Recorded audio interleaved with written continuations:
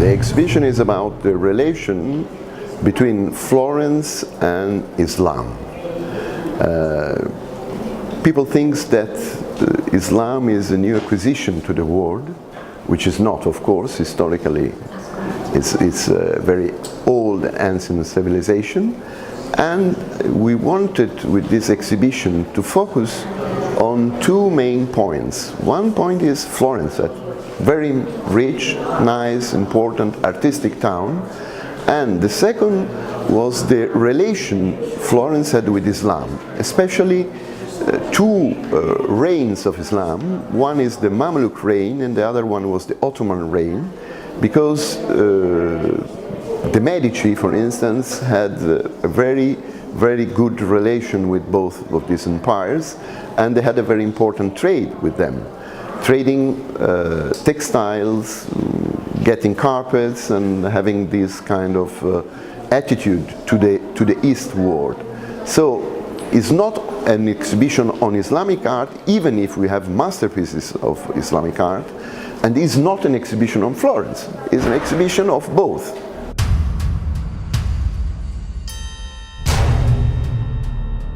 So we can say that mainly Florence was a place where they were trading and producing the best textiles in the world. And at the time of the Medici, main important Medici in the 15th century, for instance, they had a change of trade, because if in the 13th century you had silks and textiles coming from the East and being treasures in the cathedrals and other places of Europe, in the 15th century the way was the reverse one. We had Florentine, Genoa, and Venice, of course, Venice very important, trading with the East. And in the court of the Mamluks, in the court of the Ottomans, for instance in the Topkapı Palace, you have textiles, dresses made with Florentine textiles. So the textile was something which was coming from the west to the east. On the reverse, from east to the west was coming one good which we never have produced, which were carpets. Carpets became a status symbol, you know, it was something very important, the design, the beauty of the abstract design of flowers, colors and so on. So it was very early, it became an object which was traded and also entered in the collections of the most important families. And the most important family in Florence was the Medici. And the Medici were trading with the East, they were bankers, were very important, and they had, especially Lorenzo had a very good eye, and he was impressed by, for instance, the metalwork which was produced in the East.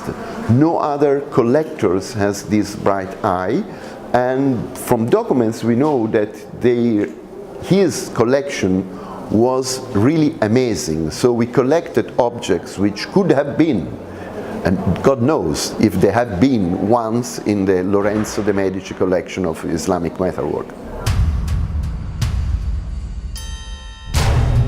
The story is that in 18th of November of 1487, the Sultan of Egypt, Kait Bey, who was a very powerful man and has a policy of diplomacy and gifts, sent an animal to Lorenzo il Magnifico. This animal was a giraffe. No one has seen a giraffe before, even Kait Bey knew that in the triumph of Cesare, there was a giraffe. So that could be something that in a way he quoted, and he sent this giraffe to Florence. It arrived in Piazza della Signoria, not very far from here, and you can imagine the impression. It's like now in Torino when Cristiano Ronaldo arrived, everybody wants to see him. But the point is that the clausory nuns, you know, suore di clausura, the monastery nuns, which could not go out from the monastery, they also asked to see the giraffe. I don't know if the nuns are asking to see Cristiano Ronaldo. It's possible, but I'm not sure they will show him. Anyway, it was an impressive object, and it doesn't survive very long, only a few days, but in 1865 another man, again from Egypt, another king, sent to Leopoldo II, Granduca di Toscana, another giraffe, which is this one, which arrived, stayed very happily, I suppose, 1 year and a half in Boboli, and then she passed away. And this is the original skin of that beast. So the connection is what happened in 1487 and in 1865 with this nice giraffe. Here we are in front of a very important painting, which is the Adoration of the Magi by Gentile da Fabriano. And the choice of this object is not to show, of course, is to show a great painting, which has plenty of details and a very important thing, but is in a section at the beginning of the exhibition talking about exotic, what it was thought to be exotic, and what is the idea of Gentile, which has not done only once in his paintings. We have at least 9 paintings, 9 important masterpieces from Gentile in which he puts some writing. I could not say that it's an inscription, because there is a lot of things which have been said and written on the halos of the Virgin Mary and of Saint Joseph, which have, by the way, Arabic script. It makes sense or it makes not sense is not a matter we are discussing now. What is interesting for us is that even in the textiles down on the back of the Virgin Mary and on the center of this object, of this painting, there is a young man who has, without doubts, inscription with letters from Islamic alphabet. So that is the idea, not to say that it was Arabic or that it had taken the Shahada or what else, but to show that they were very interesting in this kind of thing. And the same is on the back. Here we have San Giovannino, very, very nice sculpture, and again the halo of this sculpture is made with inscriptions and is made in metalwork. And the fact that they use metalwork to show this is because I think, and most of the scholars think, that the inspiration for this writing was coming from metalworks and textiles. So you have this kind of idea. And to show the interest of this special thing, because the Medici family was very important, had a very important connection with the Magi story. So Benozzo Gozzoli in Palazzo Medici Riccardi has made a very important fresco of the Magi people. And again you have this very important, bright, beautiful, oriental and textiles also, but also the Florentine textiles, which, as we said, were traded from one side to the other of the Mediterranean Sea. Metalwork has been very important for the Medici. The Medici, Lorenzo the Magnificent, had a very nice, important collection of metalwork, and we know by documents and by prices which were listed of what he had in his collection that the masterpieces were there. And I don't know, I could not know, but this is also a very important piece.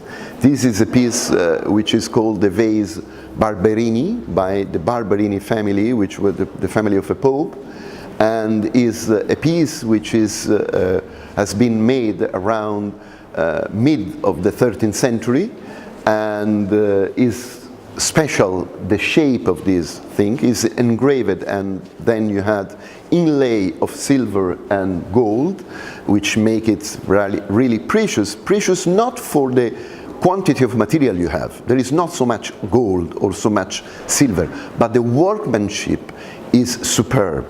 And this is a piece which comes from our friends from the Louvre Museum, which very kindly loaned us this object, which is as I said, very special for the provenance, and very special also because it has a name engraved on it, which is Salah ad-Din. Salah ad-Din was the famous, what in Italy was called Saladino, and Salah ad-Din was the enemy of the Crusaders, but even he was a knight. He was also in the legends about the Crusaders thought to be a gentleman. So it was an example of a fighter, but example of a fighter who was really very, very important. So the Ayyubid period of Islamic art. So we are very proud to have these objects, and as I said, we don't know, maybe it's coming back at home, maybe it was collected by Lorenzo and went away in different ways, but this is the beauty of having an exhibition like this and having objects all around the world, and especially masterpieces as this is.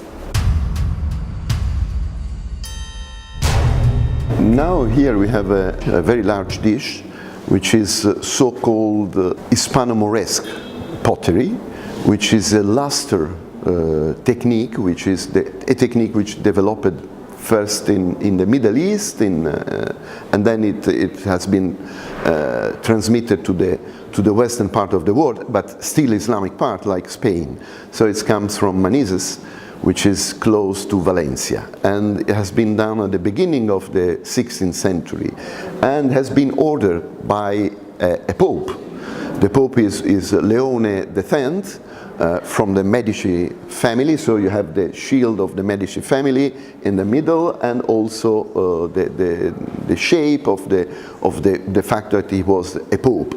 And this is part of an idea that developed a lot in the end of 15th and beginning of 16th century, having their pieces with their shield of arms and coming from Spain. At least 50 Florentine families, only in Florence, 50 families had this pottery with shield. And this, of course, this large dish was not used to be put on a table, but was to have been put on a wall. The point is that when they ordered to make this dish to the workman, they have made 2 holes just to hold it, that you can put nails and put on the cover.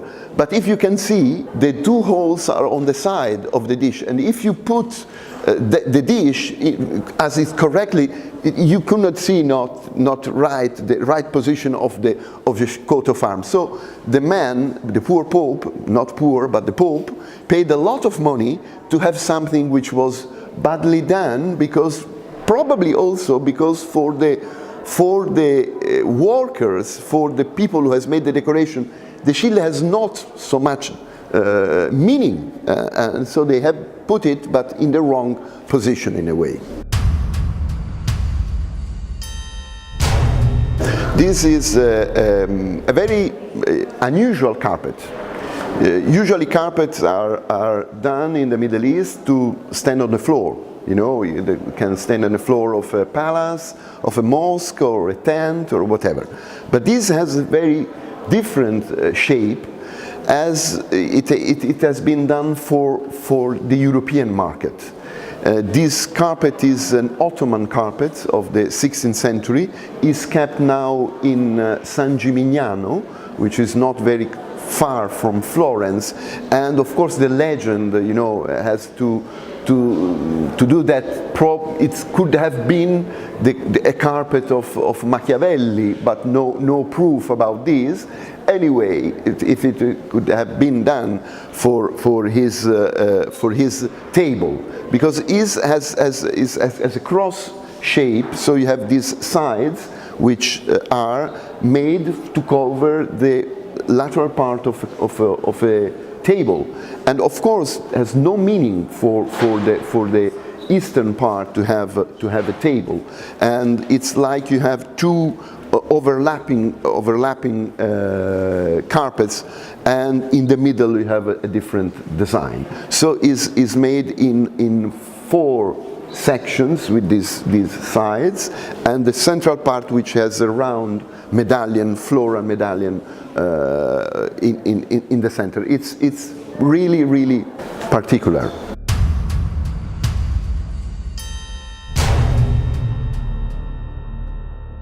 These objects is a special one. We have not so many objects from Iran or Persia in the exhibition, and is not a matter, is a choice, because the relation with Iran or Persia started very late. Started at the beginning of the 17th century, when all, in the West and in the East, they were trying to fight against the Ottomans, and the enemy of my enemy is my friend. That was the idea behind this kind of thing, which still now is working. But this object is a special one, which comes from the Quirinale, the Republic of Italy presidents, and is not a carpet, but is a kilim, a flat weave, a silk object coming from the best of the looms in Isfahan, which was the capital of the kingdom at the time, and under probably the period of Shah Abbas the Great, who passed away in 1628, something around, at the beginning of 17th century. Anyway, these silk objects were made preciously, and what is very interesting is in the center of this object, in this kilim, you have the shield of arm of a Polish Sigismund Vasa III king, because the Polish were very active in asking and in trading and in asking special commission for them, and so this very nice and bright, very good condition silk color kilim is one of the few, I think 10 or not many of them, which you can still find in European collections, with this again mixing up thing that you have is Islamic Persian production with a shield, the coat of arm of a European in this kind Polish important family on the center of it.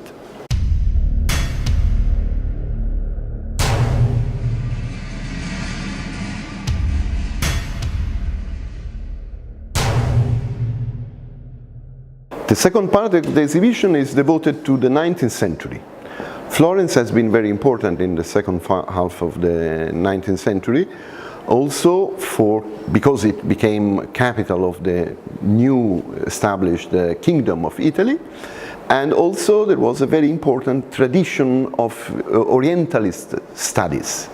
One of the most important and impressive scholars of the 19th century was Michele Amari, which, even being Sicilian, he was living in Florence, and he was a leading scholar and Minister of Education at the time, and he organized the 4th International Congress of Orientalistic Studies in Florence. So this was the environment. In this environment there are 4 mainly characters which we have shown in this exhibition. The first one was Bardini, Stefano Bardini, a dealer, especially on carpets, who bought the most impressive carpets in Florence, in churches everywhere in Italy, and sold them on the market all over the world.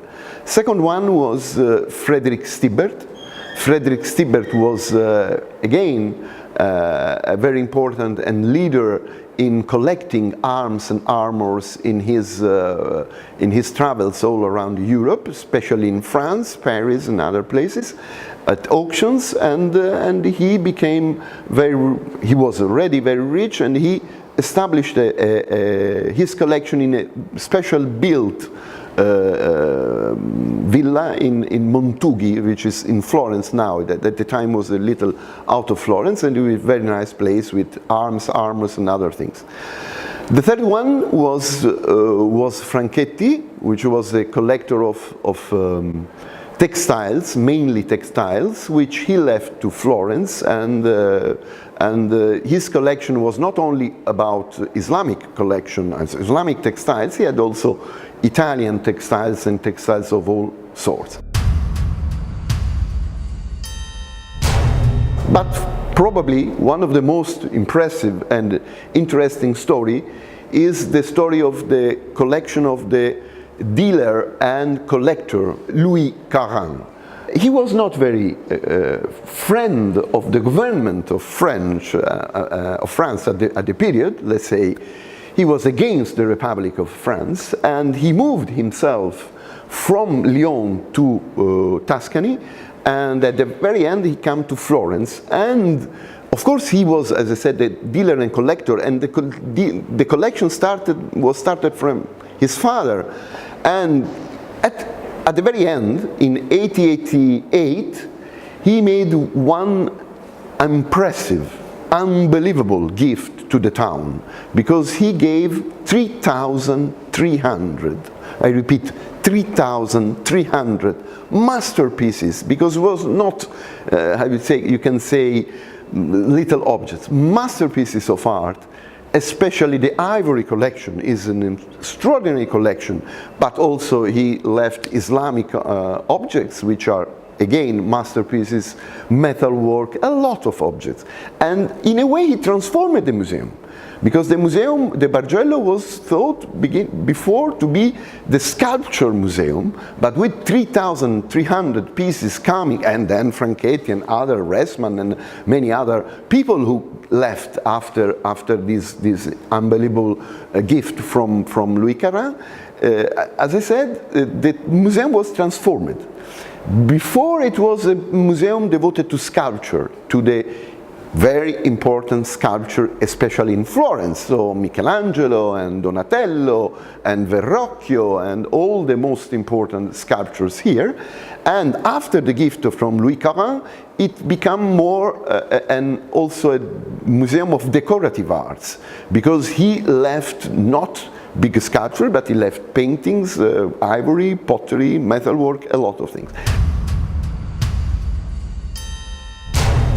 So we have to say that Carrand made a gift for this town of Florence, and also for Islamic art. We could not think having a museum or a section of a museum like the Bargello had until this exhibition, which since 35, 36 years it was established an Islamic room without the gift of Carrand, because the most important part of the collection is Carrand, and it completes the pieces which were left by the Medici, which we have seen in the first part of the collection in the Uffizi.